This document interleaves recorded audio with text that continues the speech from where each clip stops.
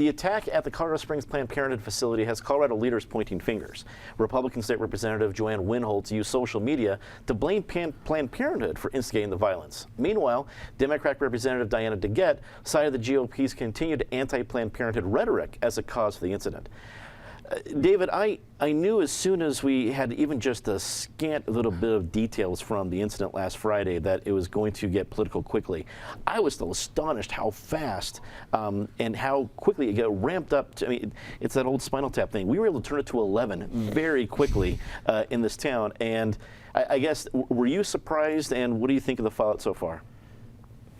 Well, very depressing all around in terms of the discussion we've been having about everybody just wants to go in one corner or another and scream at each other. Let's talk about somebody who was really responsible in the media.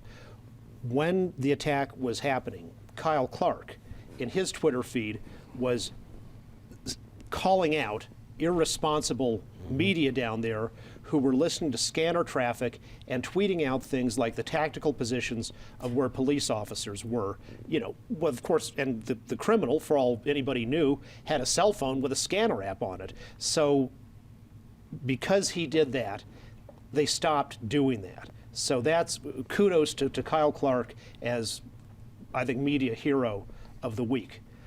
Representative Winholtz's remarks were reprehensible. When somebody is criminally attacked, it's not appropriate to go out and say, well, they do other bad things, and so they sort of brought this on themselves. And her view that violence begets violence is a favorite of kindergarten teachers, but is not true. When the police used violence against the San Bernardino terrorists, it ended violence. It didn't cause more violence. And the same thing for the United States using violence against the National Socialist German Workers' Party from 1941 to 1945. That reduced violence in the long run, even though it used a lot of violence on the way. Planned Parenthood also shows us another example that I think more organizations should imitate, which is they hardened their target. Nobody inside Planned Parenthood was killed. They had a strong system of locks, cameras, things like that. And they had a security guard on the premises who had left for the day, which shows that probably the criminal was deterred by the presence of that armed guard. So I think more and more organizations and individuals, you don't have to go up to the Planned Parenthood level, but everybody can think about how is our office building, how is our house, what is defensible, where would we retreat to, just have those plans. Not, you're not going to get attacked by ISIS aficionados or nutcases like in Colorado Springs. That's very unlikely, but there's regular crime too. What if somebody was just burglarizing your house and came in? What would you do? It's good for everybody to have that advanced planning. Eric, we have already looked at, or we already knew we were going to be looking at the local politics here. I was still stunned with how it increased so dramatically, and I think there's going to be some ramifications here. I think there's going to be the folks on folks playing it like Representative Winholtz, and that don't immediately say, like what David just said, that the comments were reprehensible. I think I can see some fallout here. Colorado is a purple state. We don't like to be thrust one way or the other when it comes to spectrums, and especially in very tender times like this. What were some of your thoughts when you saw some of the local response? Well, I think you said it well. It is a tender time, and we are a purple state. I think we could have a motion, a second, and all five of us agree that Representative Winholtz is probably the disgrace of the week. When it gets time to disgrace the week, we can do our second choice because she just won the prize. Totally reprehensible, to steal David's word, totally tone deaf. You can be pro-life, as ardently pro-life as you want, and there's a time and a place and a sensitivity that is required, and she missed all of those memos. We talked in the first round about how everyone runs to their corners. Well, that's what we saw in terms of local politics as well. And it rings a bit hollow to me when you have pro-choice activists or Progress Now or whatever using an incident like this to try to talk for calmer rhetoric on the side of their opponents. Or when you have pro-life activists trying to use an incident like this to advance their case. The First Amendment in this country, the importance of the First Amendment is to protect unpopular speech. You get my respect when you advocate for speech with which you disagree.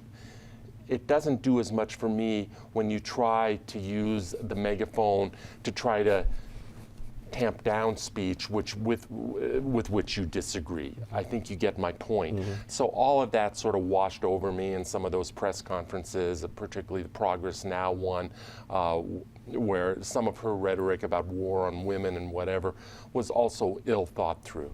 Right. I get your point. Using your the right to your bullhorn to say that person's bullhorn should be taken away. Exactly. I get it. Lisa, your thoughts on this when it comes down to the local situation?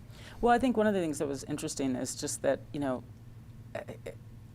I'm a one for discipline. So I liked, what Kyle Clark did was just like, and when I was listening to NPR and Dina Temple-Ross, so this is the sort of broad part of it, which is, and Dina Temple-Ross was clearly putting the brakes on sort of making, going beyond, speculate. She just wasn't going to speculate, and I really appreciated that. I think that serves the community really well. And so one of the things that was really interesting about the social media thing was just like, it looks like private speech, but it's so clearly not.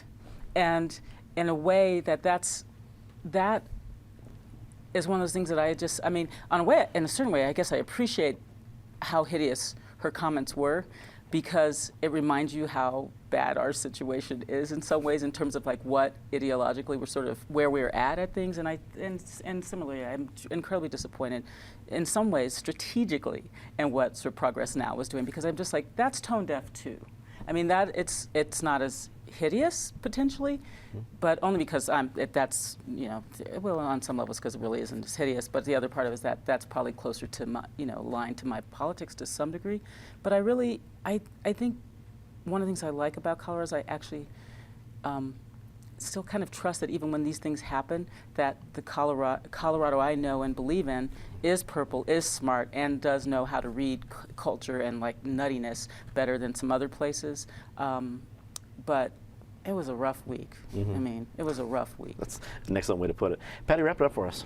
Well, and let's talk about Colorado, the purple, but it's a mix of the colors and the fact that there are people who are willing to listen to each other, and I hope that's what we do. I mean, you even have Governor Hickenlooper saying, people are talking about guns. I don't know the answer right now. People are looking for answers, and let's hope they're willing to listen. The extraordinary story down in Colorado Springs, you have definitely a nut who needed some mental health, anti-abortion. He goes and shoots up the place. You have the lovely, lovely police officer who gave his life, who was also anti-abortion, but died fighting for the rights of people. There is a unity rally tomorrow for Planned Parenthood, which is great. There was a unity rally last night at the local mosque, because we have to at least start talking to each other and be willing to listen to each other instead of go into our corners.